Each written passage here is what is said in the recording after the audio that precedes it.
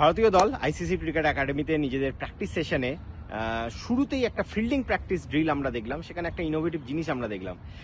এর আগে আমরা দেখেছি কোচ টি দিলীপ তিনি ফিল্ডিং মেডেল দিতেন প্লেয়ারদের যারা ভালো ম্যাচ ডেতে যারা ভালো করতো। আজকে আমরা দেখলাম প্র্যাকটিসের সময় একটা থ্রো ডাউন প্র্যাকটিস হচ্ছিল, মানে আপনাকে দূর থেকে উইকেটে মারতে হবে বলটা। সেখানে রিঙ্কু সিং সব থেকে ভালো পারফর্ম করেছে, তাই জন্য রিঙ্কু সিংকে দেখলাম জাস্ট ওই থ্রো ডাউন প্র্যাকটিসটা হয়ে গেল, পুরো টিম এলো, ওকে একটা এনভেলপে কোনো একটা পুরস্কার দেওয়া হলো। কি পুরস্কার দেওয়া হলো সেটা আমরা অবশ্যই জানার চেষ্টা করব।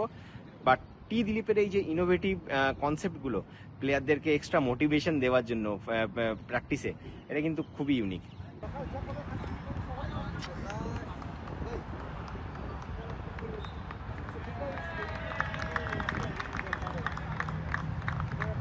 दीदी 31 मिनट दिखा रहे रोहित।